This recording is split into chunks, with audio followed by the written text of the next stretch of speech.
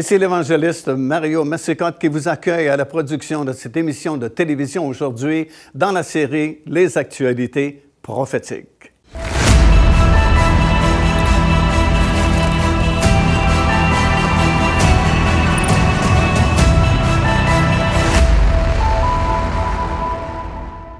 Alors, comme nous l'avons vu, Gog est vraiment une entité démoniaque qui réussira dans ces derniers jours à rassembler une armée vraiment impressionnante, puisque la Bible mentionne à plusieurs reprises, comme nous le verrons un peu plus tard dans notre étude, multitudes qui se rassembleront et formeront une grande armée, et ce sera une attaque massive vraiment sur les montagnes d'Israël, qu'on appelle la Judée et la Samarie. Alors, cette entité démoniaque contrôle, comme j'ai mentionné, toute cette région du nord, le septentrion. Septentrion veut dire l'extrémité du nord. Contrôle la région et le peuple de Magog, Rosh, Meshech et Tubal. Et nous voulons regarder ces noms plus attentivement. Par exemple, Magog. Bien, Magog, c'était le deuxième fils de Japhet, le fils de Noé. Et sa descendance est identifiée aux Scythes, lesquels sont mentionnés dans Colossiens, le 3e chapitre et le verset 11. Un peuple vraiment barbare, très barbare, qui existait autrefois. Selon plusieurs, ils s'établirent au nord de la mer Noire, où se trouve de nos jours, bien sûr, la Russie. D'ailleurs, le mur de Chine, qui autrefois était appelé le rempart de Magog, ben, ça nous informe que c'était vraiment la région de Magog, le peuple de Magog, sur lequel Gog, cette entité démoniaque, régnait et règne encore aujourd'hui. Gog est appelé le prince de Rosh, de Meshech et de Tubal. Rosh est identifié à un peuple appelé R-U-S, qui habitait au nord du territoire de nos jours appelé la Russie. Meshech et Tubal, bien, ces groupes habitaient au sud du territoire, appelé aussi de nos jours la Russie. C'est toujours cette même région du septentrion, l'extrémité nord par rapport à Israël. Puis dans Ézéchiel chapitre 38 et le verset 4, Dieu continue en parlant et il dit ceci, « Je t'entraînerai et je mettrai une boucle à tes mâchoires. » Alors, je t'entraînerai vers les montagnes d'Israël, et je mettrai une boucle à tes mâchoires. Malheureusement, c'est une mauvaise traduction que nous avons dans la plupart des Bibles en français, puisque le texte original ne mentionne pas qu'une seule boucle, mais Dieu dit « Je mettrai des boucles » au pluriel à ta mâchoire et je t'entraînerai. Voulant dire qu'il y aura différentes pressions qui seront exercées sur ce groupe de personnes-là au septentrion d'Israël pour qu'ils puissent attaquer les montagnes d'Israël, ou le peuple qui vit dans les montagnes d'Israël, encore une fois, de la Judée et de la Samarie. Alors, il y a beaucoup de pression. C'est comme si Dieu provoque cette attaque-là, afin d'accomplir, justement, les paroles prophétiques qui ont été données. Et comme nous avons vu depuis le début de cette étude, depuis le chapitre 35 du livre d'Ézéchiel, et les raisons nous sont bien expliquées très clairement dans ces chapitres-là, comme nous l'avons vu ensemble. Alors Dieu continue et il dit « Je te ferai sortir, toi et toute ton armée, chevaux et cavaliers, tous vêtus magnifiquement, troupes nombreuses portant le grand et le petit bouclier, et tous maniant l'épée. » Alors souvent, certaines personnes s'objectent parce qu'on mentionne des chevaux, on mentionne des anciennes armes. Bien, c'est possible que ce soit ainsi parce que, comme nous l'avons appris, cette grande armée viendra par la vallée de Bassan, région montagneuse, et quelquefois c'est plus facile de voyager à dos de chevaux dans ces régions-là. Mais ça peut être des armes modernes aussi, parce que les mots hébreux qui sont utilisés dans le chapitre 38 l'indiquent. Par exemple, le mot hébreu « soos », qui est traduit par « chevaux » dans nos Bibles en français, peut vouloir dire aussi un oiseau ou un avion ou quelque chose qui vole. Alors, ce n'est pas limité aux anciennes armes, comme c'est mentionné dans ce chapitre-là, mais les mots hébreux veulent dire également autre chose. Puis au verset 5 et 6, nous montre les noms des principaux pays qui se formeront en coalition pour cette attaque qu'on appelle la guerre de Gog et Magog. Et plusieurs de ces anciens noms mentionnés dans la Bible, dans Ézéchiel chapitre 38, se trouvent dans la table des nations que nous avons dans Genèse, le 10e chapitre, des versets 1 jusqu'à 22, tels que Gomer, que vous retrouvez dans Genèse chapitre 10, qui nous parle des nations après Noé qui se sont séparés des territoires dans ce monde. Alors, vous avez des noms qui sont mentionnés dans Genèse chapitre 10 comme Gomer, Magog, Tubal, Méshec, Togarma, Put, Tarsis, Séba et Dedan sont tous les descendants de Noé qui se sont établis dans différentes régions. Et c'est en étudiant justement ce 10e chapitre du livre de la Genèse et en regardant tous ces noms-là des descendants de Noé, des fils de Noé, et où ils se sont établis, qu'on peut reconnaître les régions mentionnées dans Ézéchiel, chapitre 38. Bien sûr, au cours des années et au cours des siècles, souvent, les villes vont changer de nom. Et on a plusieurs exemples modernes autour de nous, de villes qui étaient appelées d'un certain nom autrefois et qui sont appelées d'un nouveau nom aujourd'hui. Depuis plusieurs années, par exemple, ce que nous appelons la Turquie aujourd'hui, autrefois c'était appelé l'Asie mineure. On parle d'Istanbul, ben, autrefois c'était des anciens noms qui étaient mentionnés. Alors, lorsque nous suivons la table des nations de Genèse chapitre 10, et nous voyons le nom des descendants des fils de Noé, et là où ils se sont établis, ben, nous savons que lorsqu'on mentionne un ancien nom, comme ces anciens noms que nous venons de lire et qui sont écrits dans Ézéchiel chapitre 38, ça identifie la région où les descendants de Noé s'étaient établis autrefois, et ça nous permet de savoir exactement où sont situés ces peuples-là qui sont mentionnés dans cette grande attaque de Gog et Magog, mentionnée dans le chapitre 38 et 39 du livre d'Ézéchiel. Alors, regardons maintenant à ces noms de pays mentionnés dans les versets 5 et 6 du 38e chapitre du livre d'Ézéchiel. Le premier nom qui est mentionné, premier peuple, première nation qui est mentionné, c'est la Perse. Maintenant, la Perse ancienne, aujourd'hui, s'appelle l'Iran, le plus grand ennemi actuellement d'Israël, l'Iran. Et c'est remarquable que ce soit le premier nom qui est mentionné dans cette coalition, parce qu'habituellement, les noms les plus importants sont mentionnés en premier. C'est comme lorsque vous achetez des conserves, vous avez toute une liste d'ingrédients à l'intérieur de la conserve que vous avez achetée et ils sont en ordre de priorité. Alors, les premiers ingrédients qui sont mentionnés, bien, c'est parce qu'ils sont en plus grande quantité dans ce que vous avez acheté. C'est un peu le même principe ici. Les premiers noms qui sont mentionnés sont les plus importants ou les plus grands participants à cette coalition. Et c'est remarquable que ce soit l'Iran qui soit mentionné comme premier partenaire de cette coalition-là avec la Russie, qui est le chef là-haut au septentrion. C'est lui qui va organiser, c'est lui qui va fournir les armes pour armer cette grande coalition. Et c'est l'Iran qui est mentionné en premier, le plus grand ennemi, encore une fois, d'Israël, parce que l'Iran supporte le Hamas et il supporte également le Hezbollah et il mentionne souvent son intention d'éliminer complètement Israël. Et aussi, comme on a mentionné précédemment, curieusement, l'Iran n'est pas mentionné dans le psaume 83. Et l'Iran fait partie vraiment de cette coalition de Gog et Magog. Bien sûr, comme j'ai mentionné aussi précédemment, il est fort possible qu'une frappe préventive sur les installations nucléaires d'Iran vienne de la part d'Israël. On en parle régulièrement en Israël. C'est une possibilité, une chose qui peut arriver incessamment, vraiment, et qui définitivement serait comme la dernière boucle peut-être placée dans la mâchoire de Gog pour que cette attaque puisse se produire. Alors, vous savez, les choses peuvent bouger très rapidement à l'époque où nous sommes parce qu'il ne reste que très peu de signes à accomplir avant l'établissement du royaume de Dieu sur cette terre. Bien sûr aussi à cause du conflit qui perdure en Syrie, la Russie et l'Iran sont devenus de très proches amis.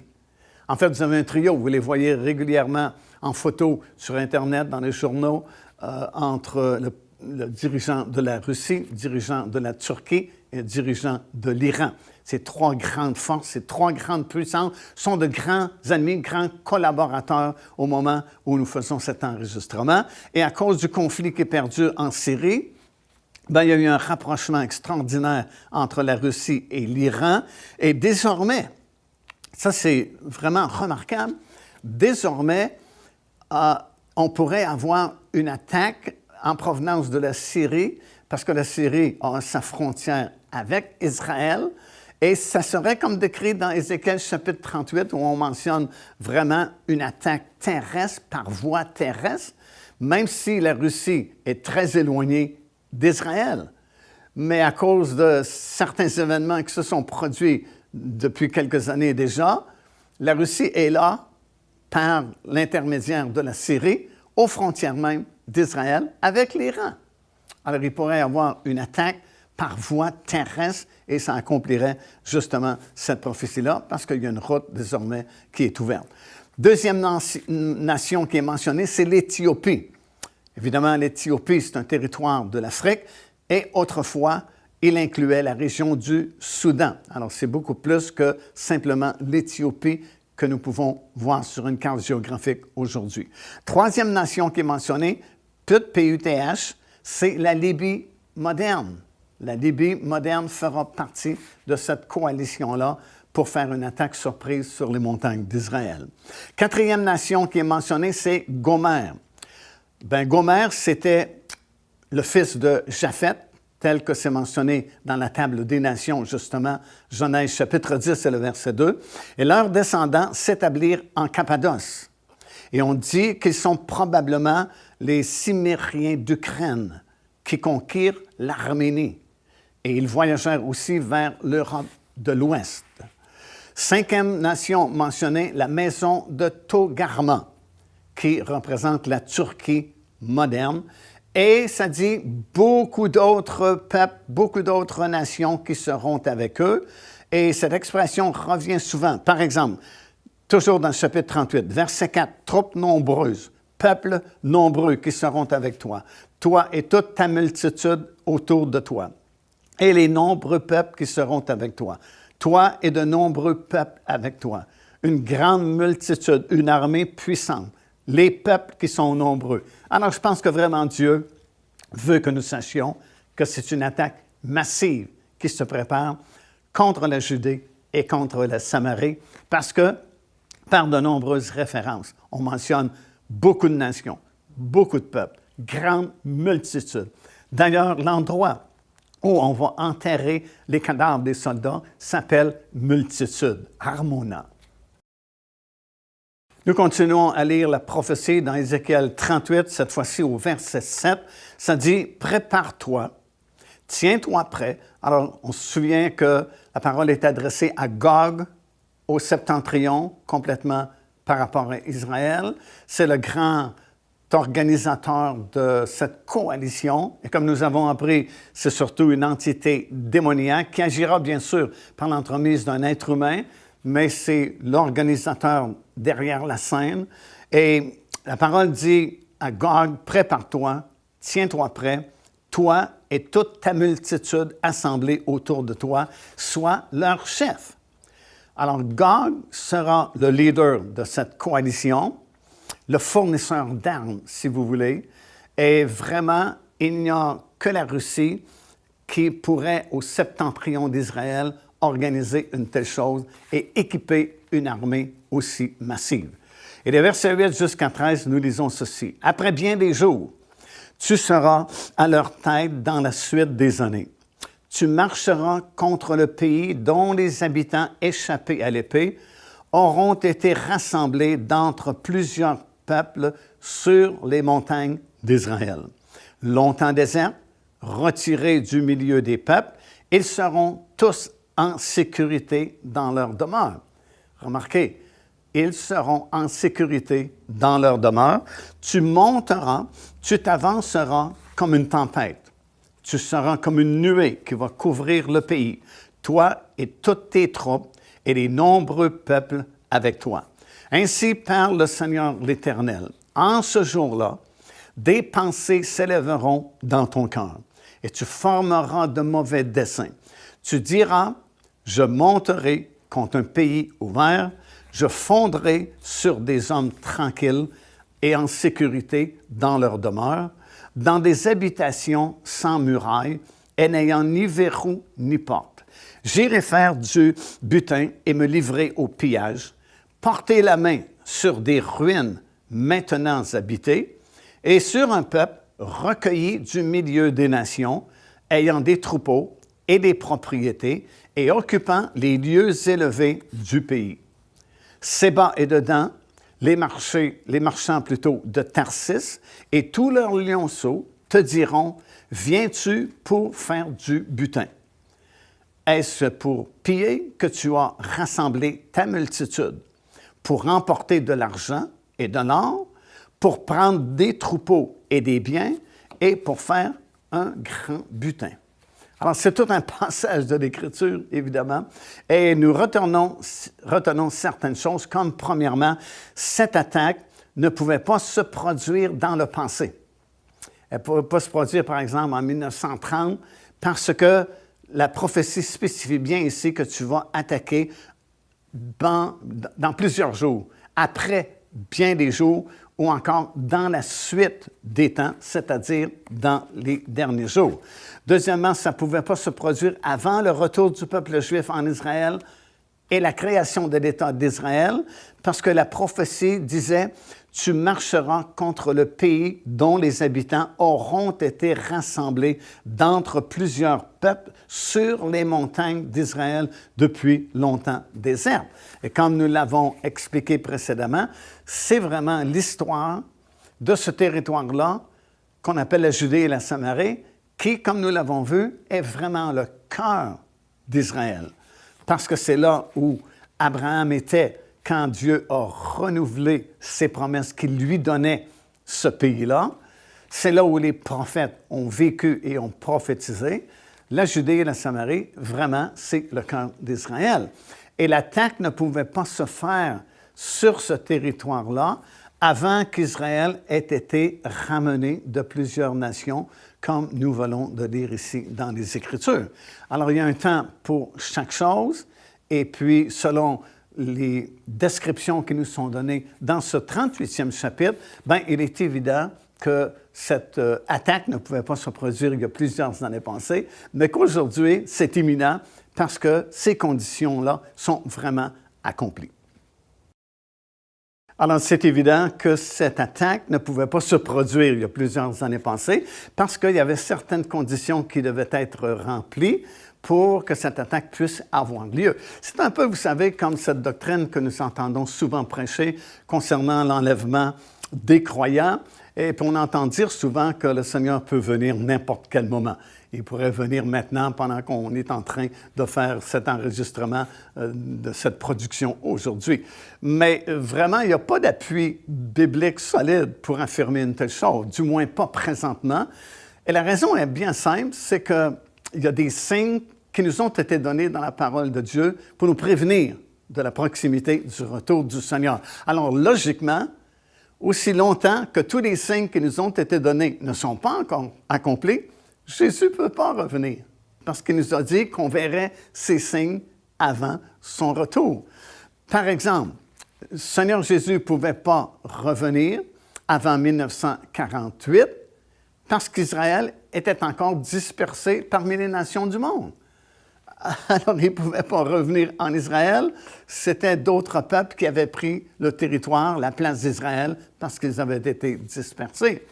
La même chose pour la ville de Jérusalem. Jésus ne pouvait pas revenir avant 1967, parce que ce n'est qu'à ce moment-là, au mois de juin 1967, à l'occasion de ce qu'on appelle la guerre des 6 jours, que la vieille partie de la ville de Jérusalem est revenue sous le contrôle juif. Jusqu'à ce moment-là, et depuis à peu près 2600 ans en arrière, Jérusalem n'appartenait pas complètement au peuple juif, mais c'était d'autres nations qui contrôlaient, surtout la vieille ville, la vieille partie de la ville de Jérusalem, où finalement se trouvent à peu près tous les lieux sacrés. Où se trouve l'esplanade du temple, où se trouvait le temple de Dieu autrefois, Golgotha, la montagne des Oliviers, et ainsi de suite, sont situés dans la vieille partie de la ville de Jérusalem. Et lorsqu'en 1967, finalement, Israël a pris possession de la vieille partie de la ville, qu'on appelait à l'époque Jérusalem-Est, bien, immédiatement, ils ont joint Jérusalem-Est à Jérusalem-Ouest, et c'est devenu la capitale indivisible d'Israël. Et à ce moment-là, ça faisait, comme je mentionnais, à peu près 2600 ans passés qu'Israël ne contrôlait pas complètement la ville de Jérusalem. Bien, tant et aussi longtemps que ces lieux saints n'étaient pas sous le contrôle israélien, Jésus ne pouvait pas revenir. Il ne pouvait pas revenir poser ses pieds sur le sommet de la montagne des Oliviers parce que ça n'appartenait pas ou ce n'était pas sous le contrôle israélien jusqu'en 1967. Alors, c'est la même chose pour la bataille de Gog et Magog. Elle ne pouvait pas se produire il y a plusieurs années passées parce que, premièrement, la prophétie disait elle-même que c'était pour le temps de la fin, après bien des jours, dans les derniers jours.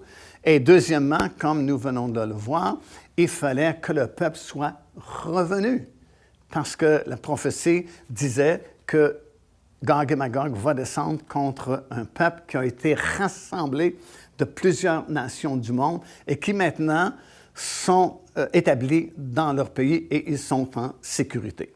Justement, deuxièmement, cette expression-là, mentionnée dans Ézéchiel 38, contre un peuple qui est en sécurité dans leur demeure, le mot « sécurité » en hébreu veut dire aussi « confiant ». Et c'est exactement les sentiments des gens qui habitent cette région-là, spécifiquement la Judée et la Samarie, qui sont souvent référés comme étant les montagnes d'Israël. Et dans cette région-là, c'est là où se fera l'attaque de Gog et Magog. Et dans cette région-là, il n'y a pas de mur. Bon, il y a certains bouts de murs qui ont été construits ailleurs en Israël pour se protéger contre les attaques de leurs ennemis, mais il n'y en a pas en Judée et en Samarie. C'est une région où il n'y a pas de mur ni de muraille. Quatrièmement, ça dit « tu monteras et tu t'avanceras comme une tempête ».